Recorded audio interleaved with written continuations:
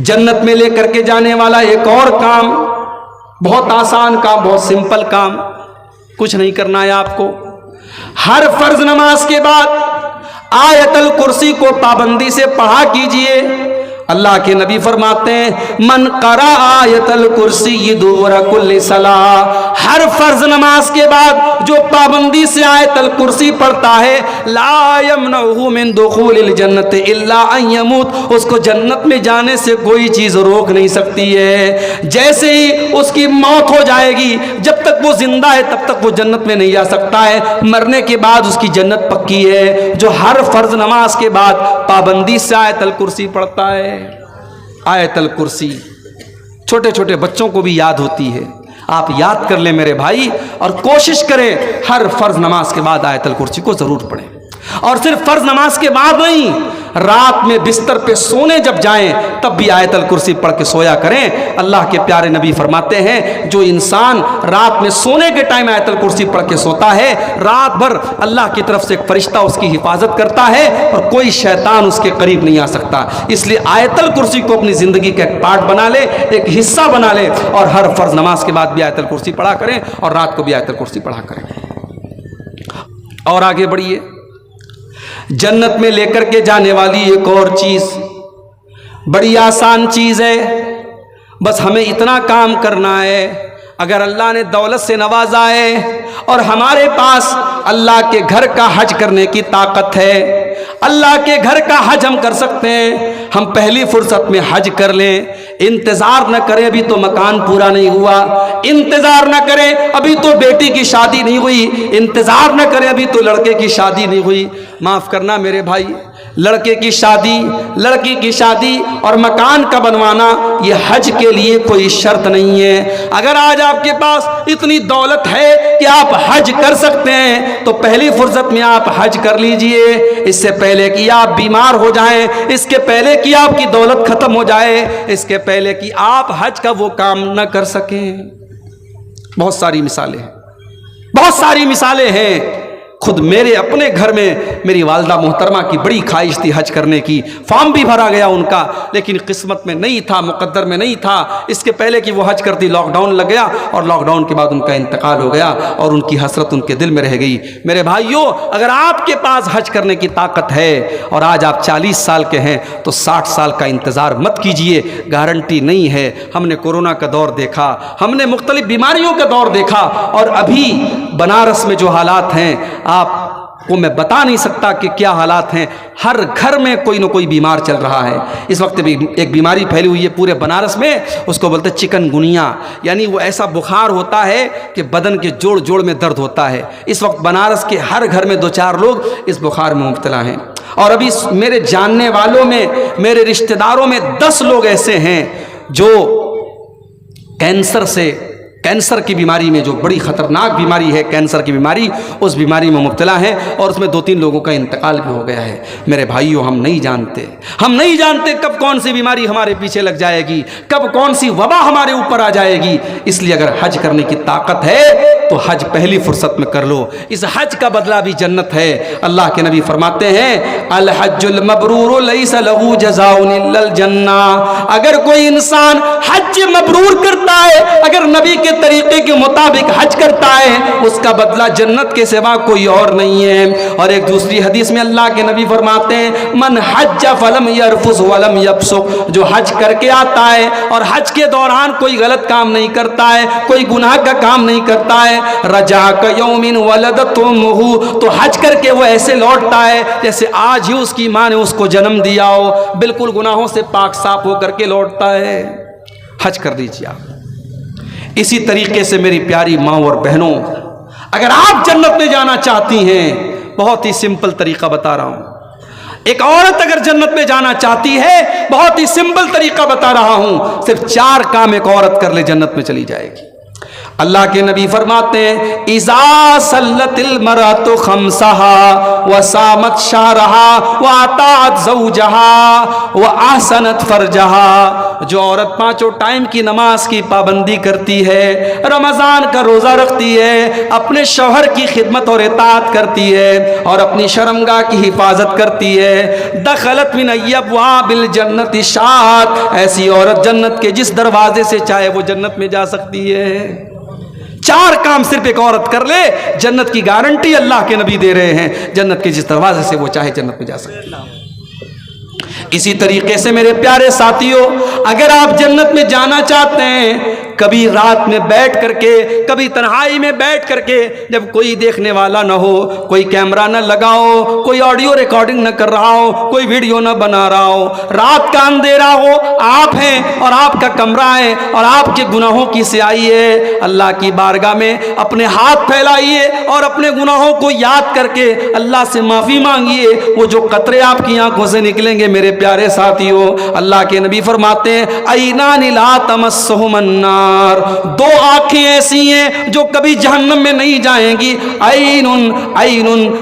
عین بکت من خشیت اللہ، ایک وہ آنکھ جو اللہ کے خوف سے روتی ہے، جس سے آنسو نکلتے اللہ کے خوف سے، وہ آنکھ کبھی جہنم میں نہیں جائے گی۔ اور ایک وہ آنکھ، وہ عین باتت تحرس فی سبیل اللہ، اللہ کے راستے میں چوکیداری کر رہی ہے، سرحدوں کی حفاظت کر رہی ہے، اس آنکھ والے کو بھی اللہ تعالیٰ جہنم میں نہیں ڈالے گا۔ 2 آنکھوں کو اللہ تعالیٰ جہنم میں نہیں ڈالے گا۔ اگر ہم اور آپ جنت میں جانا چاہتے ہیں، اپنی آنکھوں کو کبھی اللہ کے خوف سے اپنی آنکھوں میں ہم آنسو بھی لے آئیں میرے بھائیوں، وہ آنسو جو اللہ کے لیے بہیں گے، وہ آنسو بھی ہمیں جنت میں لے کر کے انشاءاللہ جائیں گے۔ اور اسی طریقے سے اگر آپ جنت میں جانا چاہتے ہیں تو میرے پیارے ساتھیوں، شریعت نے ایک کام اور بتایا ہے کہ ہمیشہ سچائی کا ساتھ دو، ہمیشہ سچائی کا ساتھ دو، سچ بولو اور سچ لوگوں کا ساتھ دو۔ اللہ کے نبی فرماتے ہیں علیکم بالصدق فإن الصدق یہدی الی الجنہ، اے میری امت کے لوگوں ہمیشہ سچائی کا ساتھ دو، کیونکہ سچائی جنت کی طرف لے کر کے جاتی ہے۔ وإیاکم والکذب، اور جھوٹ سے ہمیشہ بچو، فإن الکذب یہدی الی النار، کیونکہ جھوٹ آپ کو جہنم کی طرف لے کر کے جاتا ہے۔ سچائی کا ساتھ دیجئے اور سچوں کے ساتھ رہیے، انشاءاللہ یہ راستہ بھی آپ کو جنت کی طرف لے کے جائے گا۔ اسی طریقے سے میرے پیارے ساتھیوں، جنت میں لے کر کے جانے والا ایک اور عمل ہمیں قرآن و سنت کے اندر بتایا گیا۔ وہ عمل یہ ہے کہ ہم اللہ کے نبی کی اطاعت کریں، اللہ کے نبی کی پیروی کریں، اللہ کے نبی کے راستے پر چلیں، آپ کی اطاعت کرنے والا بھی جنت میں جائے گا۔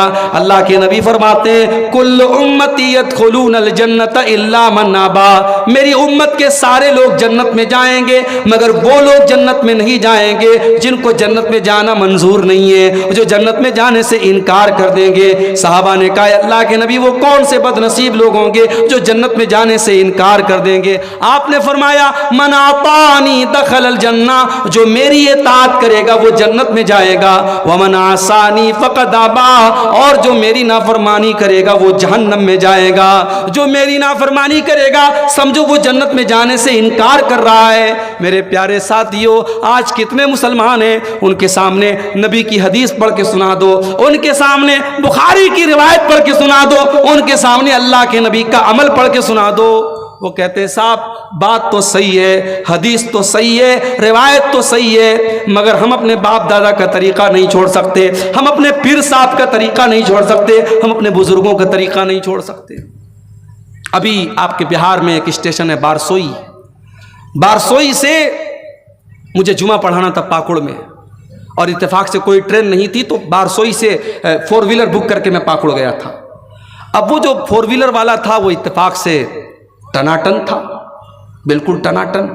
اب راستے پر اس نے خواجہ صاحب کی منقبت میں قوالیاں سنانا شروع کر دیا مجھے، اور میں بھی مجبور تھا، اسی کی گاڑی میں بیٹھا ہوں، میں کیا اس کو منع کروں، وہ قوالی سنائے جا رہا ہے۔ تو راستے میں نے اس سے پوچھا کہ بھائی لگ رہا ہے کہ آپ کو خواجہ صاحب سے بہت محبت ہے۔ اس نے کہا مولانا بہت محبت ہے۔ تو میں نے کہا کہ اچھا خواجہ صاحب کے دربار میں آپ کتنی بار گئے؟ بولے ہر 6 مہینے میں 2 بار جاتا ہوں۔ میں نے کہا اچھا حج کتنی بار آپ نے؟ کہا آج تک حج نہیں کیا، آج تک عمرہ نہیں کیا، لیکن خواجہ صاحب کے یہاں 6 مہینے میں 2 بار جاتا ہوں۔ تو میں نے کہا ایک کام کر یار، تو اجمیر میں اپنا گھر بنوا لے، وہیں رہ کر خواجہ صاحب کے بغل میں۔ کہا نہیں، دور رہیں گے تو محبت زیادہ رہے گی، خواجہ صاحب بلاتے اس لیے ہم خواجہ صاحب کے پاس جاتے ہیں۔ آج کتنے مسلمان ہیں جن کے دلوں میں غیر اللہ کی محبت بھری ہوئی ہے میرے بھائی. جب اس کا نام غلام مصطفیٰ تھا، بارسوئی کا رہنے والا وہ انسان، وہ ڈرائیور کہہ لیجئے، اس گاڑی کا مالک بھی وہی تھا. جب میں نے اس کو تھوڑی دیر سمجھایا تو اس نے کہا مولانا آپ اپنا نمبر دے دیجئے، ہم جلسہ کرائے گا تو آپ کو بلائے گا. ہم کہا آپ ہم کو کبھی نہیں بلائے گا، آپ جب ہم کو بلائیں گے تو آپ کے علاقے کے لوگ تیار ہی نہیں ہوں گے جب ان کو پتہ لگے گا کہ یہ تو سلفی مولوی ہے. کہا بات تو آپ صحیح بولتے ہیں، ہمارے گاؤں والے تو سب ٹناٹن لوگ ہیں، سب سنی لوگ ہیں، وہ تو نہیں بلائیں گے. کہا مولانا آپ کی بات تو صحیح ہے، مگر ہمارے باپ دادا کا جو طریقہ تھا ہم وہ طریقہ نہیں چھوڑ سکتے. یہ باپ دادا کا طریقہ ہم نہیں چھوڑ سکتے. میں نبی کی حدیثیں سنا رہا ہوں لیکن وہ کہہ رہا ہے کہ میں باپ دادا کا طریقہ نہیں چھوڑ سکتا. میرے بھائیوں، ایک مومن کا شیوا کیا ہونا چاہیے؟ اللہ تعالیٰ قرآن میں کہتا ہے انما کان قول المؤمنین اذا دعوا الی اللہ ورسولہ لیحکم بینہم ان یقولوا سمعنا واطعنا. ایک مومن کی شان تو یہ ہے، ایک مومن کا حال تو یہ ہونا چاہیے جب اس کو اللہ کی طرف بلایا جائے، جب اس کو رسول کی طرف بلایا جائے تو ایک مومن کی زبان سے بس ایک ہی جملہ نکلنا چاہیے، سمعنا واطعنا، ہم نے سن لیا اور مان لیا. ایک مومن کی زبان سے کچھ اور نہیں نکلنا چاہیے. آج ہمارا ایمان کمزور ہو چکا ہے. نبی کی حدیثوں کے سننے کے بعد ہم اس کی تعویلیں کرتے ہیں اور باپ دادا کا نام لے کر کے ہم اس کو ٹھکرا دیتے ہیں. اللہ کے نبی فرماتے ہیں جس نے میری اطاعت کی وہ جنت میں جائے گا اور جس نے میری نافرمانی کی وہ جہنم میں جائے گا. اور ایک آخری حدیث سنا کر کے، کیونکہ 3:15 کے قریب ہو رہا ہے، ایک آخری حدیث سناتا ہوں جنت میں لے کر کے جانے والا ایک آخری عمل بیان کر کے میں بات ختم کروں گا. میرے بھائیوں، اگر ہم اور آپ جنت میں جانا چاہتے ہیں، ایک بڑا سمپل طریقہ بتا رہا ہوں آپ کو. اللہ کے رسول کے ایک صحابی کا واقعہ سنا کر کے کہ اللہ کے نبی ایک مرتبہ مسجد میں بیٹھے ہوئے تھے، صحابہ آپ کے ساتھ تھے. اچانک آپ نے دروازے کی طرف اشارہ کر کے کہا یدخل علیکم من ھذا الباب رجل من اہل الجنہ. ابھی اس دروازے سے ایک ایسا انسان آنے والا ہے جو جنتی ہے، جو جنت میں جائے گا. اب صحابہ کی نظریں دروازے پر ٹک گئی، دیکھے کون آ رہا ہے جس کو اللہ کے نبی جنتی کہہ رہے ہیں. تھوڑی دیر کے بعد ایک انصاری صحابی جو مدینہ کے رہنے والے انصاری تھے، وہ اپنے ہاتھوں میں اپنا چپل اور جوتا لیے ہوئے تھے، وضو کر کے آ رہے تھے، داڑھی سے وضو کا پانی ٹپک رہا تھا. اسی حالت میں وہ آئے اور آ کر کے مسجد میں داخل ہوئے. دوسرا دن پھر آیا، پھر اللہ کے نبی نے کہا اس دروازے سے ایک جنتی آنے والا ہے. پھر صحابہ نے اپنی نظریں دروازے کی طرف ٹکا دی. پھر وہی صحابی اسی حالت میں وضو کر کے آ رہے ہیں، داڑھی سے وضو کا پانی ٹپک رہا ہے، ہاتھوں میں جوتا چپل لیے ہوئے ہیں. 3 دن تک لگاتار ایسا ہوتا ہے. جب 3 دن تک لگاتار ایسا ہوتا ہے تو تیسرے دن ایک صحابی جن کا نام عبداللہ بن عمرو بن عاص تھا، انہوں نے کہا کہ میں نے دل میں سوچ لیا کہ اب میں پتہ لگا کے رہوں گا کہ یہ صحابی، یہ انصاری صحابی ایسا کون سا عمل کرتے ہیں کہ اللہ کے نبی 3 دن تک لگاتار ان کو جنتی کہہ رہے ہیں. حضرت عبداللہ کہتے ہیں میں پیچھے پیچھے انصاری کے گھر گیا. جب انصاری صحابی اپنے گھر کے دروازے میں داخل ہونے لگے، میں نے کہا السلام علیکم. کہا بھائی صاحب وعلیکم السلام، کیا بات ہے؟ کہا میرے باپ سے جھگڑا ہو گیا ہے، میرے باپ سے کچھ اختلاف ہو گیا ہے اور میں نے قسم کھا لی ہے کہ میں 3 دن تک اپنے باپ کے گھر میں نہیں جاؤں گا. اے میرے بھائی، میں 3 دن تک آپ کے گھر میں مہمان بن کر کے رہنا چاہتا ہوں، کہ آپ تیار ہیں؟ انصاری صحابی نے کہا کوئی بات نہیں، آپ 3 دن تک میرے گھر میں رہ سکتے ہیں. دیکھیں پھر وہی بات آئی. صحابہ کا دل بہت بڑا تھا. صحابی نے ایک بار بھی اپنی بیوی سے مشورہ نہیں کیا، اپنے گھر پتہ لگانے نہیں گئے کھانا ہے کہ نہیں، پانی ہے کہ نہیں. کہا ٹھیک ہے، آپ 3 دن تک میرے گھر میں مہمان بن کے رہ سکتے ہیں. اب حضرت عبداللہ بن عمرو کہتے ہیں میرا مقصد یہ تھا کہ میں دیکھوں کہ وہ انصاری صحابی ایسا کون سا عمل کرتے ہیں کہ اللہ کے نبی ان کو 3 دن تک لگاتار جنتی کہہ رہے ہیں. حضرت عبداللہ کہتے ہیں میں 3 دن تک انصاری صحابی کے مکان میں رہا. ان کی ایک ایک حرکت پر میں نے نظر رکھی. مجھے کوئی خاص عمل ان کا نظر نہ آیا. جیسے ہم نماز پڑھتے تھے وہ بھی نماز پڑھتے تھے، جیسے ہم عبادت کرتے تھے وہ بھی کرتے تھے. وہ تو مزدوری کا کام کرتے تھے، محنت کا کام کرتے تھے. وہ جب رات میں آتے تھے تو تہجد کی نماز بھی نہیں پڑھتے تھے. رات میں جب بستر پہ سو جاتے تھے تو فجر میں اٹھا کرتے تھے. ہاں، رات میں اگر نیند کھلتی تھی تو سبحان اللہ پڑھ لیا کرتے تھے، الحمدللہ پڑھ لیا کرتے تھے، اللہ اکبر پڑھ لیا کرتے تھے، اللہ کی تسبیح بیان کر لیا کرتے تھے. کہا کہ جب 3 دن گزر گیا، میں نے کہا ہے میرے انصاری بھائی، میں نے آپ سے بہانہ کیا تھا، نہ میرے باپ سے کوئی جھگڑا ہوا ہے، نہ میں نے کوئی قسم کھائی تھی. میں دراصل یہ دیکھنا چاہتا تھا، اللہ کے پیارے نبی نے 3 دن تک لگاتار آپ کو جنتی کہا تھا، میں دیکھنا چاہتا تھا ایسا کون سا عمل آپ کرتے ہیں کہ اللہ کے نبی نے آپ کو 3 دن تک لگاتار جنتی کہا ہے۔ میرے پیارے ساتھیوں، انصاری صحابی کا جواب سنو اور ذرا اپنے اپنے سینے پر ہاتھ رکھ کے سوچو، کیا یہ چیز آج ہمارے اندر موجود ہے؟ انصاری صحابی نے کہا، اے میرے پیارے بھائی، میں کوئی خاص عمل نہیں کرتا، کوئی ایسا عمل نہیں کرتا جو تم نے نہ دیکھا ہو، لیکن ہاں ایک چیز میرے اندر ہے، ہو سکتا ہے کہ اسی کی وجہ سے اللہ تعالیٰ نے مجھے یہ مقام دیا ہو۔ لا اجد فی قلبی غشا لأحد من المسلمین، میں اپنے دل میں کسی مسلمان بھائی کے لیے دھوکہ نہیں رکھتا، میں اپنے دل میں کسی مسلمان بھائی کے لیے دھوکہ دھڑی نہیں رکھتا، میں کسی کو دھوکہ نہیں دیتا۔ ولا احسد احدا علی نعمت انعمها اللہ ہوئیا، اور میں کسی کو اللہ تعالیٰ کوئی نعمت دیتا ہے تو میں حسد نہیں کرتا، میں جلن نہیں کرتا، میرے دل میں نہ حسد ہے، نہ کینہ ہے، نہ کپٹ ہے۔ ہو سکتا ہے اسی کی وجہ سے یہ مقام ملا ہو۔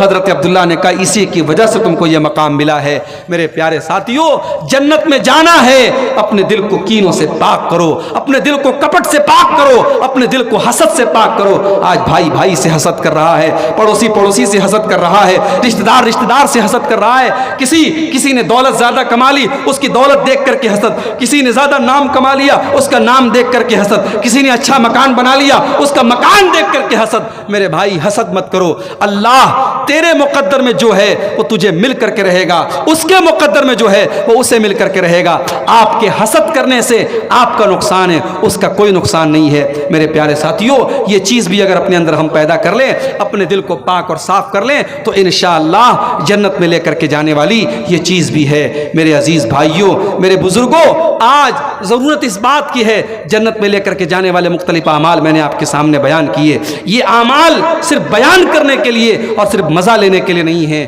یہ چیزیں اپنے اندر ہم پیدا کریں۔